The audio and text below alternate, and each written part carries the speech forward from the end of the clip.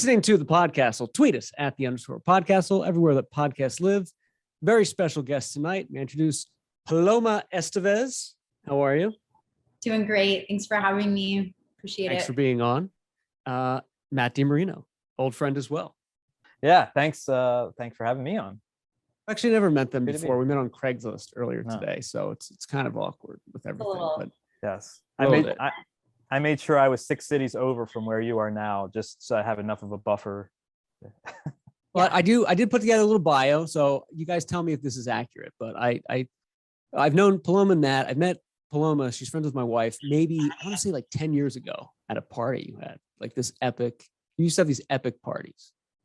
Maybe you still do, and I just haven't been invited. But they were pretty amazing. So that's how I met Matt, and through Paloma. We've been in touch, and I remember I met Matt, and I was like, "Hey, I'm Matt. What's your name?" He's like, "I'm Matt." I was like, "Oh, hey, like, where you're from? I'm from Philadelphia." And I was like, "I'm from Philadelphia too." So it was this like cool thing. And I thought you were just repeating everything I was saying. So then Matt. Yeah, and then you're like, I'm a big dumb jerk, and and then I said it too, and it was just awkward from that point on. I'm actually, I need an appendicitis. I'm actually having like kidney stone problems. I'm like, oh, I need appendicitis. I'm actually having kidney stone problems.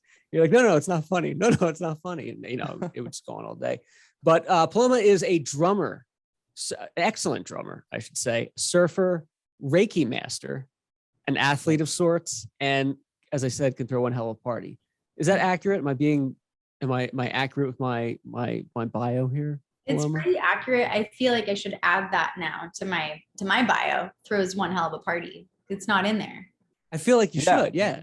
But then you might get like hanger honors, It's just like yeah, that's right. True. We don't need that. Like people like me, it gets out of control. No, and Matt is a musician, extraordinary musician. Actually, you perform an Angry Young Band. Is that still happening? Yeah, well, they are, but I am not. So I'm no longer with them, sadly. But yeah, they're doing they're no. I hope they do bad. I hope they fail and you start Philly Joel, the other Billy Joel band. Well, they could just remove the N out of band, and then it could just be Angry Young Bad. But no, they're a great band. They're doing well, and I'm just I'm here doing my own thing.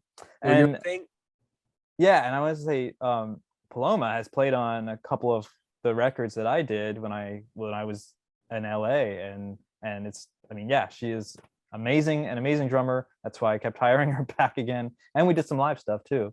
Hell of a cajon player too. So all around percussionist. So the best. Yeah, you guys are extraordinary. I'm honored just to know you as a fellow musician on a here's where you guys are. Here's where I am down here with my guitar and bass playing. But you guys are just extraordinary. It's truly amazing. And Matt, you're starring alongside Adam Sandler and Robert Duvall in the upcoming film Hustle this summer. It's third billing, right? Just edit that starring part out. It's funny because I got deal. It's huge. No, it's not. But it's not true. It's not accurate. It's not.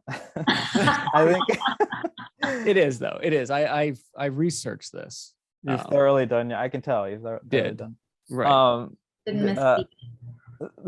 The movie is called Slow Down, and it stars Burt Reynolds back from the dead, and it's completely see, it's opposite everything you said. Right. He's chewing. We'll cut all that out. It's okay. No, it's awesome. I'm looking forward to it. What's funny is that I've been getting like more acting stuff, acting jobs here now that I'm in Philadelphia. So I think Los Angeles was just waiting for me to leave. And they're just like, okay, now you're good. Now you can work. Yeah. I feel like that doesn't that like happen more often than not when you leave a place, things like light up that you associate with the place before. I remember, I lived in Philadelphia. It was great upbringing, like good city. But when I moved out here, I really like appreciated it more. I was like, oh yeah, like we have the Liberty Bell and all that. I've been there like once, but like I love it, like go John Adams. I felt like you appreciate things more and things kind of light up after you leave. I don't know why that is. Yeah, it's true. I grew up in Malibu, California, so I know exactly how that feels. I'm like, wow, that's a different world. Completely different, right? Really appreciate it now. I want to ask you. Yeah. Oh, go ahead. I'm sorry.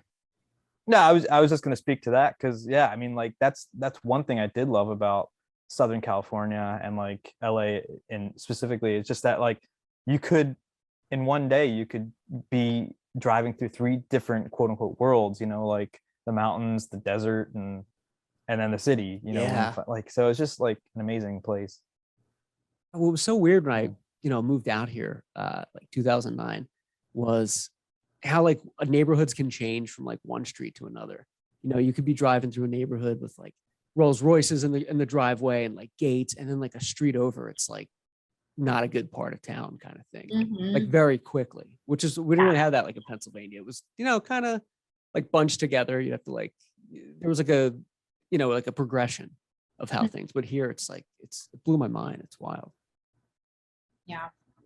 I want to ask you a Reiki question, if I may, because I'm very Please. curious about this. So it's 100 years old this year. Okay. I That's- found that out today. Wow. Okay.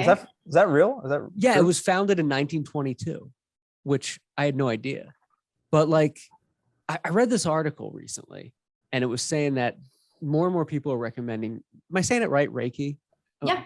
okay. Mhm. They're recommending this more as an alternative to mental health treatment versus like prescriptions and stuff, which makes sense because like, as Americans or, people in general, our first reaction is like, let's get some meds, let's get medicated. I feel like that's this like smart treatment. Like, what do you think about all that? Do you like agree with that? Yeah, I mean, I think it depends on the severity of the case. I'm not, being a Reiki master doesn't make me know everything about it, but I feel like from my experience, it definitely has changed people's lives that I've seen. It's changed my own life.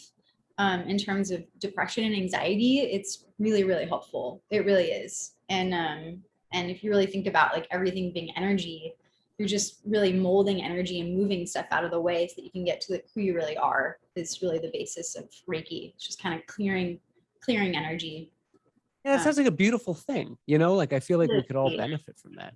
Because I Yeah. look at myself, I'm upstairs, I'm like all over the place, like OCD, ADHD, like manic depression, like whatever they, petri dish of things they could like whip up, they just like throw at me. So like growing up and, to this day, it's like medications, they do this and that. But I feel like if you could kind of tackle like the issues underneath and, through some kind of healing, whether it's Reiki or whatnot, that's better than bandaging the problem with Absolutely. some Yeah. pills or whatever. Yeah, it goes more to the root of things for sure. It's definitely not a bandage. And it's really gentle too. I like that about it. It's a really gentle healing modality, and it doesn't, I mean, it can rock you a little bit sometimes, but for the most part, people experience more like elated feelings than anything. Like things have been lifted, Those are all like great things, Mhm. Yeah. How old were you when you started? When you like started either practicing it or just like getting involved and like learning about it?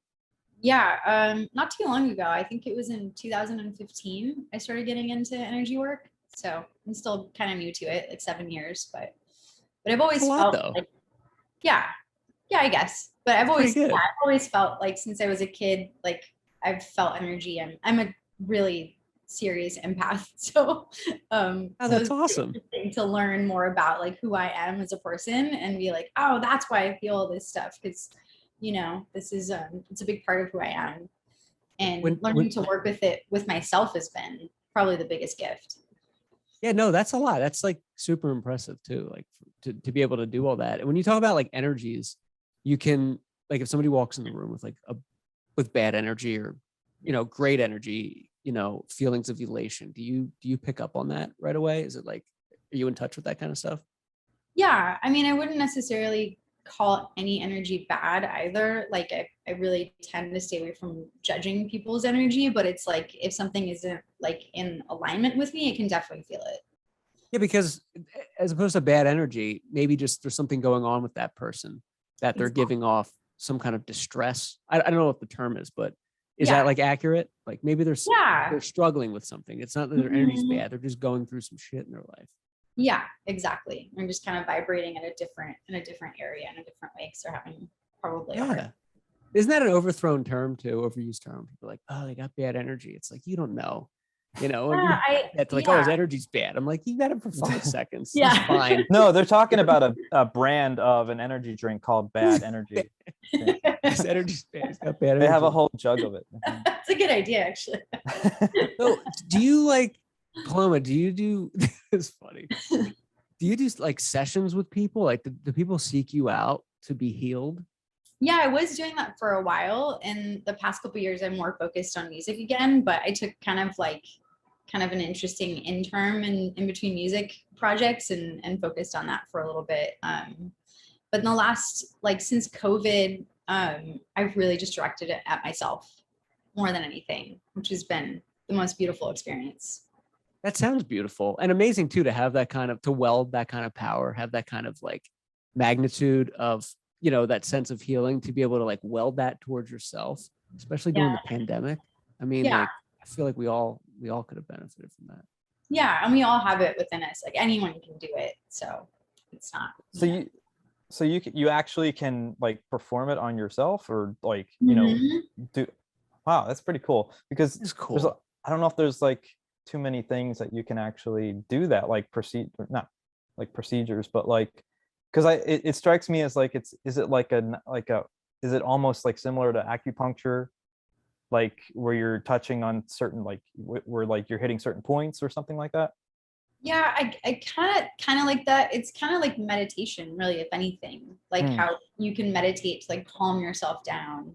Like Reiki is that same thing, but maybe mixed with like an acupuncture kind of point of view, where like if I felt like I have a lot going on in my head, like I would give myself Reiki here and start clearing the energy around my head and move stuff. So yeah.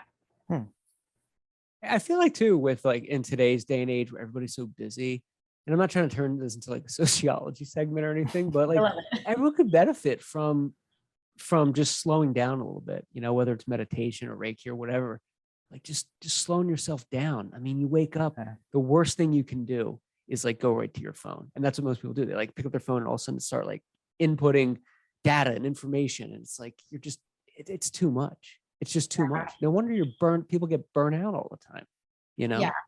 Yeah. And especially when you wake up too, I'm learning so much more about the subconscious lately. Like when you wake up, you're closer to connecting with your subconscious than you are during the waking time. And like right when you wake up is the time where you can really focus on the really positive aspects in your life. And I feel like picking up your phone is like the absolute worst thing you could do. And I know that from personal experience because I did it for years. It was just like going right on email and text and, you know, Yeah. So, yeah, it's a helpful habit. Can I just say, yeah, that little like very small frame of time when like you're about to wake up but you're not fully awake yet, that's my favorite, like it's not a time of day necessarily, but it's like, you know, it's just my favorite like you know, mental state to be in, because I can't tell you how many times something has come to me, like an idea or something, and it's fully fleshed out or fully like worded in a certain way that like, and there's been like times where I'm like, oh, I'll you know, I'll write that down when I'm up and because I want to go back to sleep or whatever. And then you try doing that afterwards and it's like it never comes out the same way, and it's like you could only capture it then. So I've now like forced myself to like when that happens, like even if it's like I think the other day it was like 5:30 in the morning, I had to get up and like write this whole thing out because I knew that like that's the only time I was going to get it, you know. Yeah. So cool. Yeah. That's so cool. I'm with you on that too. That like time right before you're out of bed or wherever, you know, and you're in the zone where like ideas are kind of flowing and there's no pressure and there's no like outside interference. It's kind of like being on not like being on a plane, but the airplanes I always thought, like, unless you're connected to Wi-Fi, are like the best spot to be in the world, because there's literally nothing you can do. Everything's out of your control. You can't be reached. Like, you're alone, you're isolated. It's out of your hands. There's no temptation. And like, you know, there's that time before you're like fully out of bed or whatever, and you're awake, like the ideas just flow, you know, it's like a fresh like slate. And I write stuff down too. And then I'll go back at like 3:00 and be like, the hell was I thinking? And then I'll write down better things like the next day. And I'm like, oh, that's what I meant.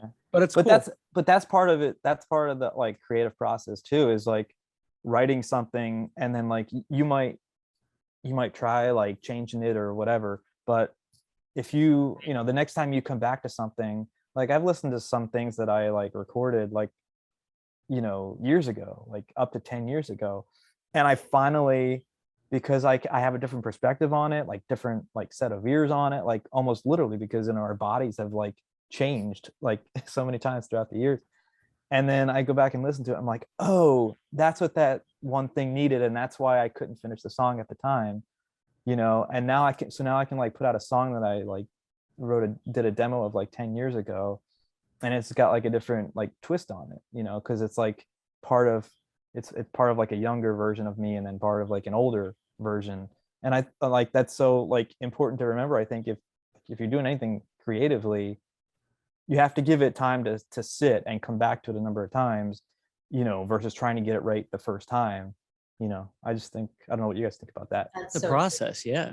It really is. Yeah, and especially when you think like, okay, it's done, and then you go back 3 days later, like, all right, I'm just gonna double check. And then it's like, oh my god, thank God, and like put that out into the world. It's so not done. Yeah, right. Because we are our own like harshest critic, I think, or biggest critic, I should say, you know, like to dissect things like with any artist, you know. I worked on a screenplay this year. It was only the second one I wrote. The first one was like in 2010. So I don't really have the time, you know, the attention span to write these long things. But I think I went through like 20 drafts because there was like little things I would think about at night. It's like, that doesn't sit right, you know? And it's like, you kind of beat yourself up. But when you see like a good finished product, and I'm not saying that is it, because it's not, but like generally like that's like the way to do it. You know, there's like those little idiosyncrasies like you pick up on. You want to like make it perfect, or your version of perfect, whatever that is. I want to ask some music questions. Like, you guys are, you know, super creative and just fantastic musicians. Paloma, on her Instagram, she posts like live concerts that look like pre-COVID crowds, which is amazing. I'm like, I wish I could just be there, you know, to see this. Like, what are you guys working? And Matt, you're probably like one of the biggest musical prodigies I've ever met, if not the only. I just think you're incredible with what you create. What are you guys like working on now? Like, what kind of projects are you doing? Are you doing shows? Like, what's happening? Go ahead, Matt. Oh, me? Okay. Yeah, I wish I was doing like more things that required, you know, like announcements or something like that. But I've just not to make it a long answer, but I'm literally I'm going like from I like doing children's parties and doing character work for like one day, and then I'll do like risk assessment the next day. So I'm like, I have all these different like gigs that I'm trying to scrounge together, you know, for, you know, day to day. But I am getting I've been getting something together. You know, I thought I had like an EP ready, but it's just never the way, it's never coming out the way that I want it to. So you should do the Kanye West thing and just keep teasing it, and then come up with your own platform and be like, yeah, you have to get the DiMarino player. It's $400. I can't decide. Right. Like, I'm pretty sure that's a really smart thing. Like, I understand, not to get on a Kanye tangent, but like, right, because I've been watching his documentary, which is, if you haven't, you should be watching that. Genius. Have you? Oh yeah. It's like, I'm not even like the biggest fan, but like, I'm fascinated that footage exists of him, because that's a peek into a world that like you're rarely going to see, like like somebody who's the biggest, you know, hip hop rap star in the world, and then, you know, going from like a nobody fighting all the way to the top, basically. So but to your point, real quick, the Kanye thing, and also Get Back, the Beatles one, I'm just amazed that 60 hours of footage from the Beatles like were never released before. You know, like, I'm a Beatle maniac. I thought I owned everything with so many, with such a, you know, an audience for that. I'm just surprised they released that they never released that before. So to see like these musicians up close and personal, and see that process, it's pretty cool, you know. But for the EP stuff, you like, do you have one that you're working on, or you're just like tinkering with it? Like, how far along are you with that? Yeah, every time I think I'm like onto like a set of you know, like the issue with me is that I just don't have like a system in place where I go and I do the same thing every time. To me, it's always different, because I never know sometimes I don't know what I'm gonna do when I sit down. And then other times, like I'll pull out from one of my like demo tapes, and then I'll just like start working on that. So it's like always different. I really have to stop doing that because like I'm resetting my brain, I feel like every time every time I sit down. It resets the process kind of thing. Yeah, but I mean, I eventually maybe, I will come out with something, but nothing on the books yet. Oh, pump, man. You got to keep us posted. Yeah, we'll do. You should leak it yourself and be like, I don't know how this got out. Like, this is kind of crazy. Honestly, make the audio a little bad. Like somebody recorded it from like a phone. Yeah, right. And then in the beginning, it's just like, so, do I leak it now? Right now? Okay, go. And then it's like there's like a self-aware introduction. And then... But you're live, like when you do live streams. By the way, follow Matt and Paloma on. You guys aren't a unit. I'm talking like you're a phalanx, like connected. Follow Matt on Instagram at _MD_is_here, and Paloma at Paloma Estevez 15 on Instagram. Just want to throw that out there. I'm sorry. Yeah. But Paloma, like, what are you working on now? Like, what's your thing that's happening in the works? I've got a couple of things, but I wanted to say about the creativity piece that Matt was talking about. That I totally relate to that too. Is like having the system in place is really challenging because I tend to be super ADD when I get creative, and I have like, I don't know how many projects I can have going at the same time, like, and then nothing gets done. You're like, well, yes. There's like little pieces of things everywhere. I'm like, I just want to finish deal with that. How do you deal with that? Like, I'm asking, like, I do the same thing. I have like all these little things that I'm working on, but like not one really gets finished. And then if it does, I like lost interest in it. I'm like, there's so many better things. Like, how do you guys navigate that? Do you guys have like a running list of like projects? Like at any given, like there's like a broader span of projects that I have, but like any given day when I wake up, like maybe 2 or 3 of them will like just come to mind as like top of mind. So I write those down. That's like my current to-do list. And so I'm like, I'm really like, I'm really excited about these 3 things. So I'm going to like try to check those off. Like, I don't know. Is it like a revolving like list that you guys do? Yeah, I kind of do the same thing. And then like, it depends on my interest level too, which is like the kind of comedy around creating. Cause you like, I don't know about you guys, but for me, I get so excited about like my new creations, like obsessed. Oh yeah. But for like 3 days. Yeah, you're happy. You're like proud of it, right? Yeah. And then like 3 days later, I'm like, what was I doing? Like, it kind of like doesn't matter anymore. And then I'll start something else. Like, so that can be kind of funny where like it's the most important thing ever until it's just like the bottom of my list is fascinating to me. That's really interesting. I'm sorry, Matt, go ahead. I'm sorry. Yeah, I'm cutting everybody off. Oh, no. You're good. Well, I wanted to bring up an example from Billy Joel, if I might, because he always says like famously that he loves to have written. He doesn't like to write. He loves to have written. Like, in other words, he's fine with like resting on his previous body of work. And I understand that, and I don't understand it. Like I understand it from a point of like, well, you get to a certain age, and like you should be able to like enjoy your time or whatever without having to like constantly be like grinding and trying to keep up with the latest thing. But from a creative perspective, like, I'm like Paloma, like you said, like, you just want to like, you're 3 days, you're excited about something, and then you're on to the next thing. Like, I have to do that too. I don't know. And it's probably like a mental like disability that I have, like where I have to like keep creating something in order to like be like excited in that state of mind. You got to keep it like alive, Yeah. So back to your point about Billy Joel too. And I know like everybody's unique, but I think that whole scenario really worked for him because his last album effectively was like 94, something like that. Like his last, mainstream album. And he's never written a bad song.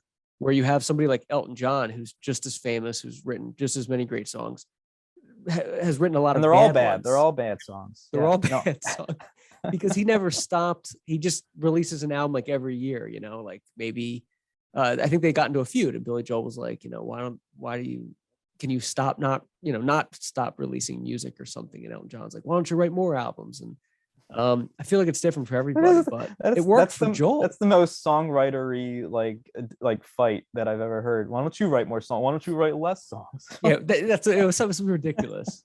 But yeah, like, what was that? I just said that's amazing. I love it. It's so funny. Well, like when I looked up Elton John's like Wikipedia page one time, and he was literally doubling up on albums like when he was like young in like the 70s and probably like in the 80s too, but like he was putting out 2 a year. And I was like, that's crazy, because like nowadays like bands will put out like one and then maybe 3 years later they'll do like a follow-up, you know. Yeah, it's crazy when you look at that stuff.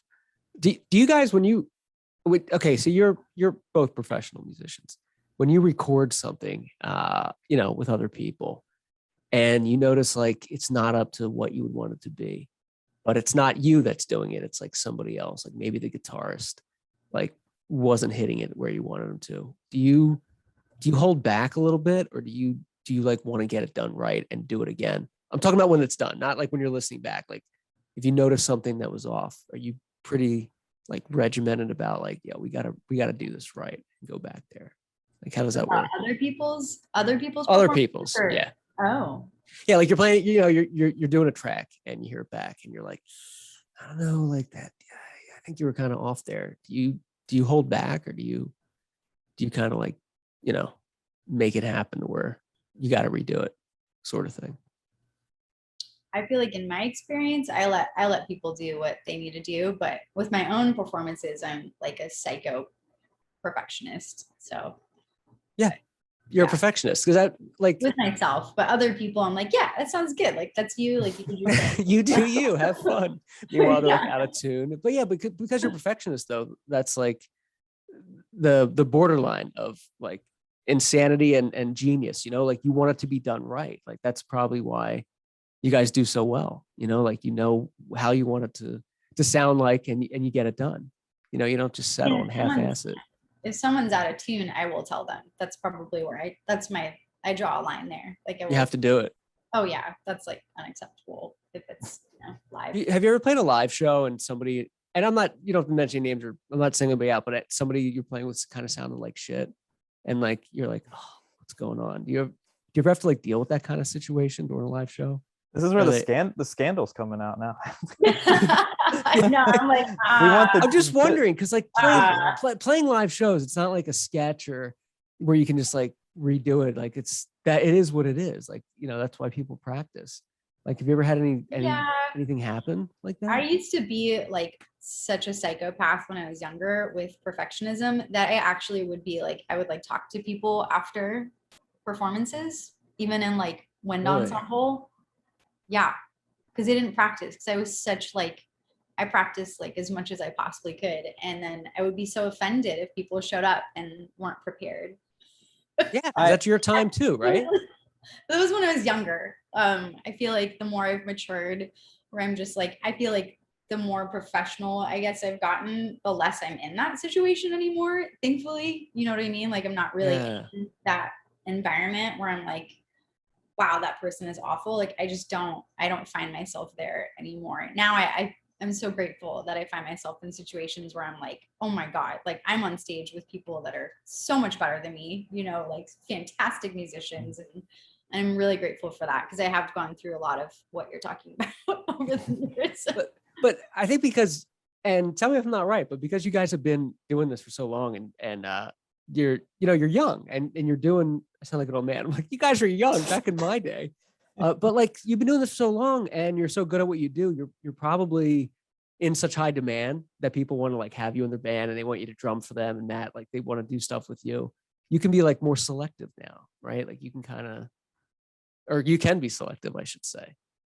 That's true. I mean, you can kind of pick what you want to do, and because of that, you can probably get a better caliber of musicians to work with. Yeah, and I feel like the longer you do it too, like the people who aren't as expert kind of fade away. Like they end up not doing it as long as you. They tap out at a certain point. Kind of fizzles them out. Or they're just like they're on like another, like the tier maybe below that, or like because there's definitely, there's like the weekend warrior type of like musicians, Sure. where they're just all they want to do, all they really care about doing is like just getting out and having fun, and like so it's not as like much of a priority as it is like for someone trying to do it professionally. But I just want to say, Paloma, that like I don't know if you said you don't really do this anymore, but like you used to practice so much. I remember that, and you're like one of the only musicians I know that like just like practice nonstop, and like obviously it's paid off and it shows. And like I was always like not envious, but like I would always like look at you and be like, why can't I just sit down and practice? Because I never did that. I never could do how that. do you have the restraint to do that? I hate practicing, honestly. Like it's like not my favorite part of my day, but it's just but you do it every day. There's some things in life that I'm really easily disciplined with, and it's been one of them where it's like, this is just what I do. Like you make a decision and you stick with it. I definitely don't practice as much as I used to. That's for damn sure. I was at like, I don't know, 4 to 7 hours a day, probably. Oh my gosh. It's a little outrageous. Dedication. Now I'm at like 1 to 2. So that's still a normal 1 to 2 hours a day. Oh yeah. Basically just skating by. You're gonna get blisters. That's what it feels like compared to. It's a lot. That's awesome. How many drum sets do you own? Let me guess. I'll tell you.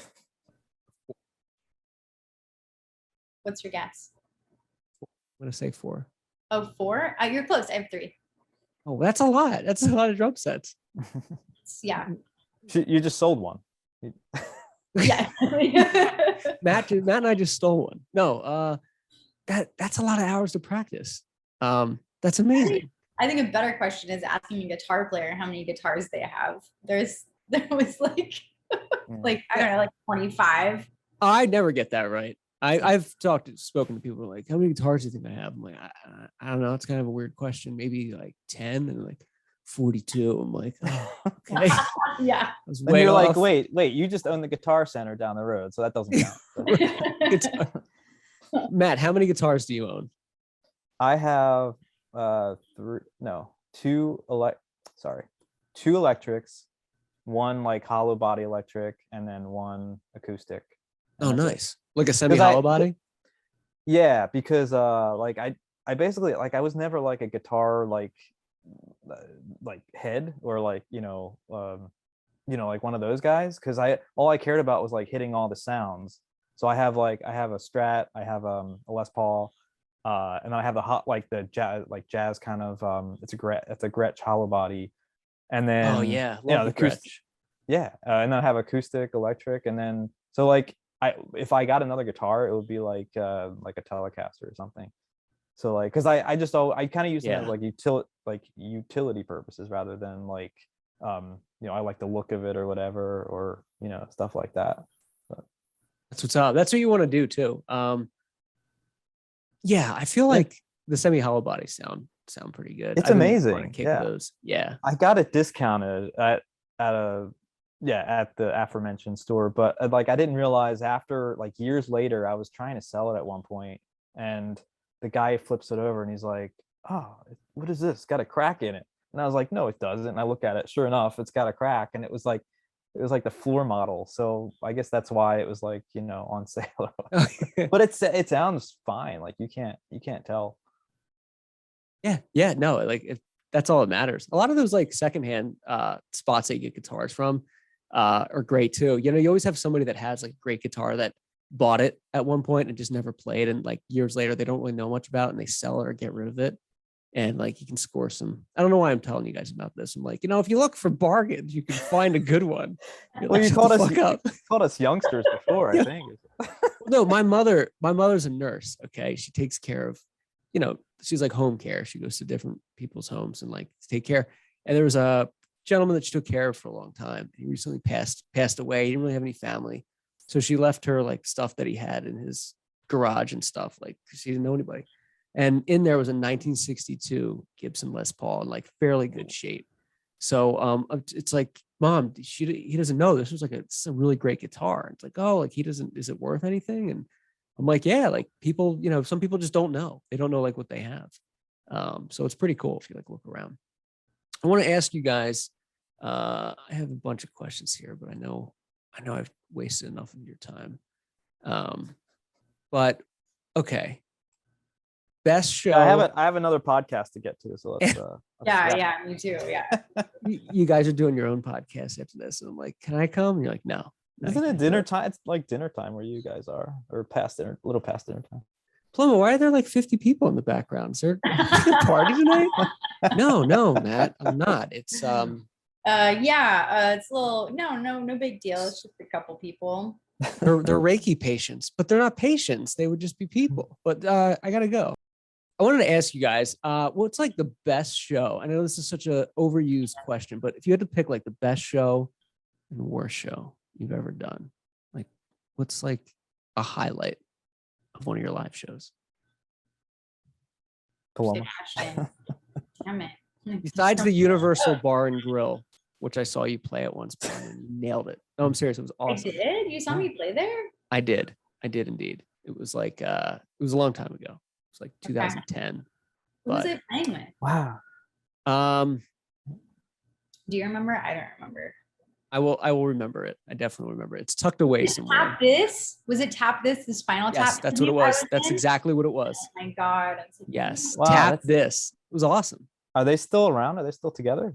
No, we kind of fell apart They- as a unit. They tapped out. We tapped out. We tapped out.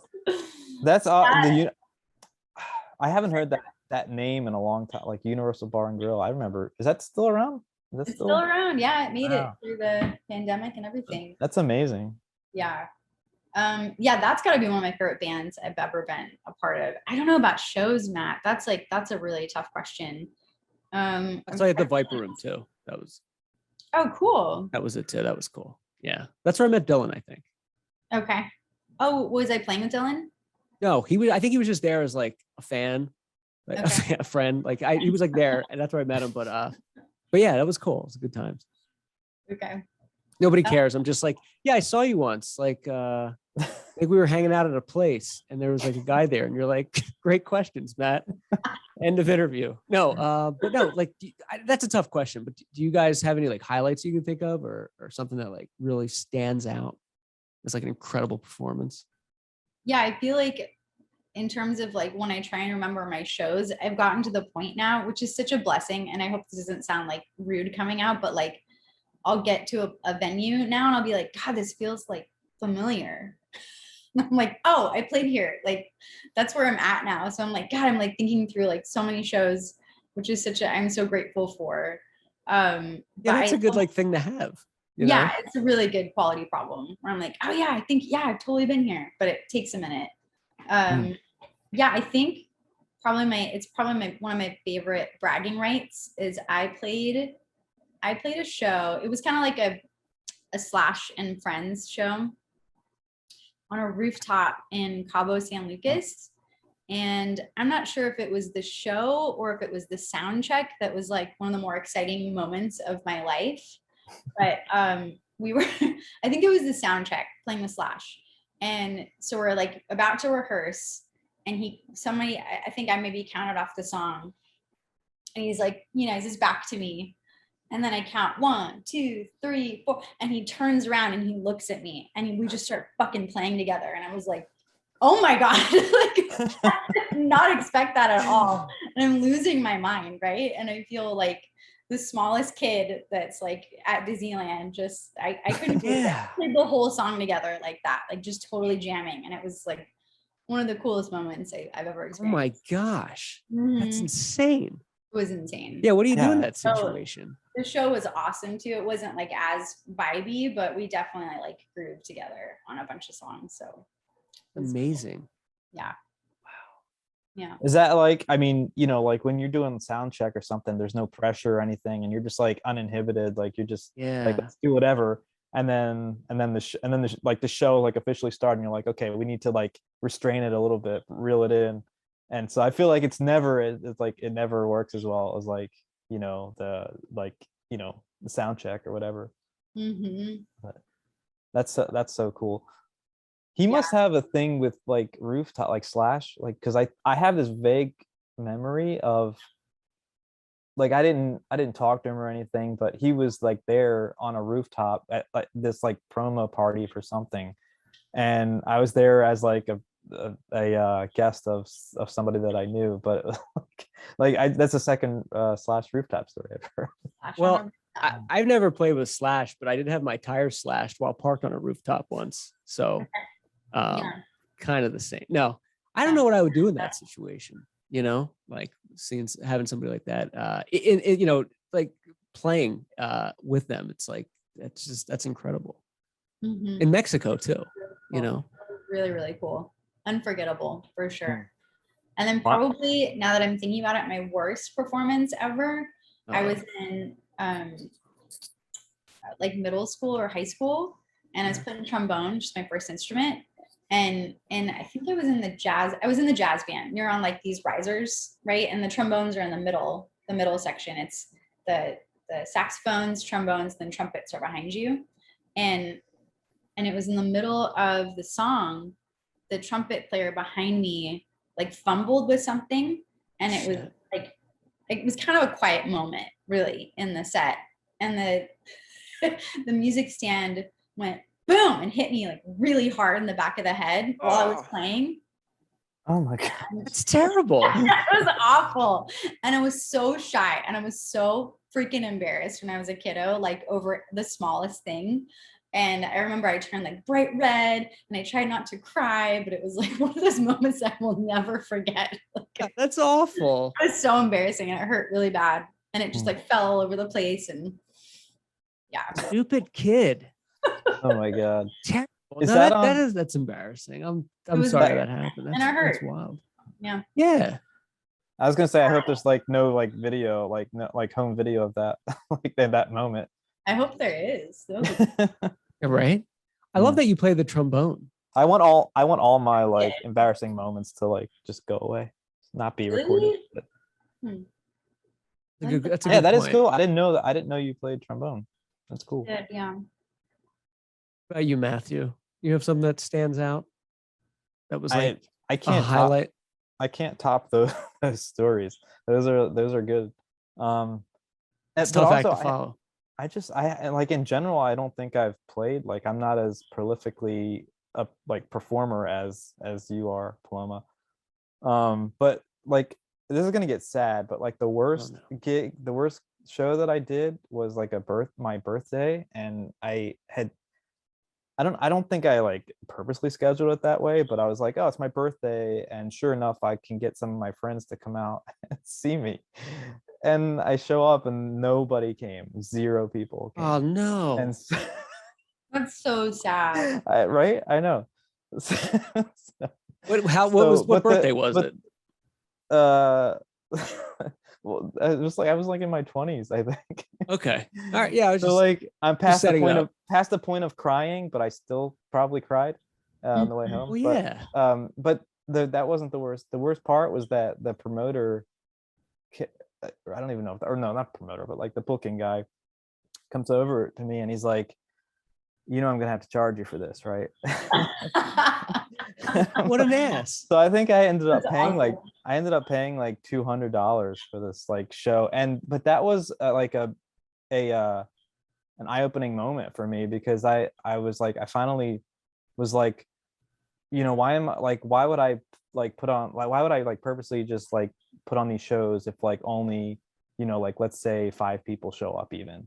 So I was like, there's got to be a better way to do it, so like from that point on, I never like officially booked another show, and I started like writing instead, but also like learning like how to get music out and like to more people, like even if it's using the internet or whatever, like even if I don't perform it, I just want what I do to get into the hands of someone who wants to receive it and who wants to like listen to it and thinks it's good, so like, because in my mind it's like it's one thing to create it, But like, and then I asked myself, well, why am I creating it? I must want someone to experience it beyond, myself. So like, so that's Right. where all like my energy went. And that's why I don't have as many like performing stories after that. But then I always told myself, if I get into another situation, like a band situation musically, that it would like have to be like the perfect thing. And it just so happened that the Angry Young Band, the Billy Joel like tribute band, was like the perfect thing for me, because that's who I based my like singing and like performing off of when I grew up. Like when I was growing up, is like when I sing to this day, I can hear myself and I'm like, oh, I'm doing a Billy Joel thing, like something that he would do, because our voices are in a similar range, and Right. we're both from like the East Coast. And so, I was initially the guitar player for that band, and there was another piano player. He left, and then like it was only like I actually had to like audition for the piano spot in the band because nobody knew that I could play. And I really can't play that well, but I always grew up playing his music, so it was like the perfect situation. And anyway, after I filled that spot and we started playing lots of shows, like there was a really like we did a few cool shows in my opinion, but like the one was like down near the it's called Xfinity here, like Xfinity Live. It's like the general complex where like the arenas are and stuff. And like that was like a really cool stage, really great sound. So like I look at video from that and I'm like, that was like the perfect like setup. And so that would be my like best show, I think. Yeah, dude, that's awesome. And plus, Yeah. like a learning experience to have that happen and then figure out, how to get the most people to hear your music, whether it's internet or whatever, is pretty cool, because you think about how much smaller the world is today for a musician to get stuff out there versus 20 years ago, or 30 years ago, whatever, where it's like, oh, I got to pay like $800 for like studio time and hopefully somebody can like hear this. It's like instant now, as far as distribution, which is great. But to your point, or your story with Angry Young Band and joining them, like that must have been a cool experience for them. And they're like, oh yeah, audition for this, and they had no idea that you were like Mr. Joel, with the stuff you can do. I think My it was parents, a so experience for them. It wasn't. no, you're awesome. My parents were at a bar called the Crossroads in Pennsylvania, and I was talking to them maybe like 2 years ago, and they're like, oh, we saw this Billy Joel cover band last night. Like they were fantastic. And I was like, what were they called? And it was like Angry Young Band. I was like, that's my friend Matt. And they're like, you know him? I was like, yes. Like we like did YouTube videos together. Like you've seen him. And they're like, oh my gosh, it was him. So it was really cool to have somebody like, recognize you and bring that up. And that was a trip, because I knew that you were from like that area, and I know I had spoken to them or like had some sort of exchange with them that night. And when you told me about that, I was like, oh my gosh, that was them. Like, so well, it was just the town. There's probably a lot of inbreeding, so chances are I was related to somebody no matter what. Pennsylvania, no, but yeah, that's a cool. It's like a cool way to look at it, they have a plaque there that says Matthew Clark is no longer allowed back in this town. So yeah, not allowed within 500 feet. It's crazy. No, but yeah, it's cool that you guys were able to come on tonight. I know I've taken up a lot of your time, but I wanted to see if there's anything else you wanted to crowbar in or mention before we head out tonight, besides when the next party is. Yeah, right. Yeah. Can we do that? It's not tonight. I mean, It's not happening. Any live shows on? Okay, final question. I have to ask this. COVID-19 pandemic. We've all been affected by it. And I didn't want to. I felt like the podcast, this show, the Podcastle, it's always been a safe, kind of place for people to talk. So let's just keep the rest of the meeting or the interview to questions about religion and Donald Trump. So what do you guys think? No. What were your thoughts on COVID-19 and like live shows and everything was shut down? Were you worried like this is going to be a really long time? Like, how did you kind of navigate through that when everything just stopped? yeah, I had like the most booked 2020 I think I've ever had, which says a lot. And I was definitely in a more positive space about it when it first happened. And I had like a bunch of shows like 2 weeks after they started saying like things are getting a little dicey. And I was like, oh, we're going to play in 2 weeks. Like, it's not a big deal. And so I was more in like the kind of optimistic / denial zone where it was like almost too much. Yeah. And then there were a couple like crushing things that I was like certain they were going to happen like in the summer, you know, and then they didn't. And then I eventually just let go of it all because it was too much grief for me. It's a lot. Yeah. Yeah, it was too much. It was kind of devastating. So yeah, but I did everything I could to stay positive and get through it. The best way to look at it, you know. Here was my whole problem with the shutdowns and all that. And I'm not making this political by any means, but you talk about like live music. Okay, I get it. At first, this thing's spreading rapidly. You got to shut it down. But there were still like so many musicians struggling, and shows canceled. There's a lot of established, you know, famous musicians that were getting fed up with it because it really put a halt to your livelihood. It was just crazy to me that you can be in an airplane, go anywhere you want, no problem. But like outdoor concerts were like, you can't do it, you know, shut them down. And I felt like that was a real struggle for a lot of musicians during that time to not be able to perform. Yeah, because I feel like so many people are like, and not to like compare or anything, but like we're all in this together. I'm like, are we? No, we're not. We're definitely not in this like, together. I'm the first one to get shut down and now the last one to come back. So like, I don't know if that's really accurate statement that we're just tossing around. So that was right. Tough. That was we're not in this together. Physically, we all were in it together, but like mentally and emotionally, we were in different places, right? Right. We were kind of different plateaus during that whole thing, this whole thing. Yeah. Definitely. But yeah, I remember just, you know, during the pandemic and everything, just all the things that were canceled, and specifically with concerts and things like that. It was just wild. I think the only concert that was still going on in full force was like Clapton. You know, he was playing like in Florida, sold out Tampa. And I remember my dad's like, "You want to go see Clapton in Florida?" I was like, "I think I'm okay right now. I'm a little."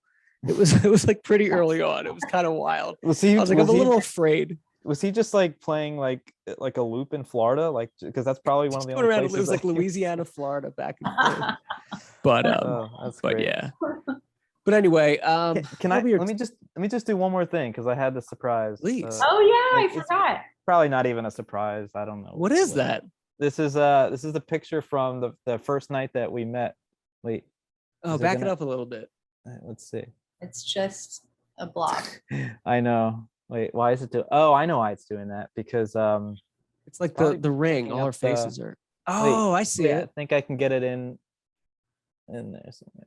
Back it up a little. There you go. It's still blurry, but it's there. You know what? I'll send you Send it to me and I'll like splice it in. That's awesome. I came across this today and I was like, oh my gosh, that's a document of we're both holding beers, holding our thumbs up like this. And that was at your party, Paloma. Oh my God. Aw. That was a great night. Yeah. Paloma, do you still have multiple motorcycles that you zoom around in? Multiple? I only had one before. Oh, I thought you had a few.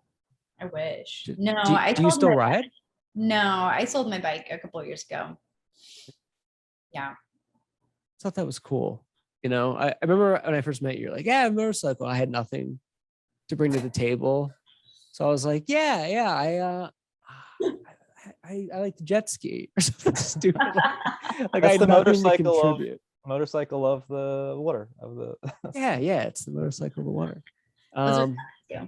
But anyway, that's a cool picture. But I just want to thank you guys for coming on. It'll be your time tonight. But I want to thank you so much, Paloma Estevez and Matt DiMarino, for coming on the show. Check out all their work and follow them on Instagram. And just, it means a lot that you guys took the time to come on and to catch up, and really appreciate it. Really good to see you. It was a lot of fun. Really great catching up with you too. Thank you. You too. Tweet us at the Podcastle. Listen to all the shows for free on iTunes, Spotify, Podbean, Roku, and anywhere the podcasts live. We'll see you next week. Thanks for listening.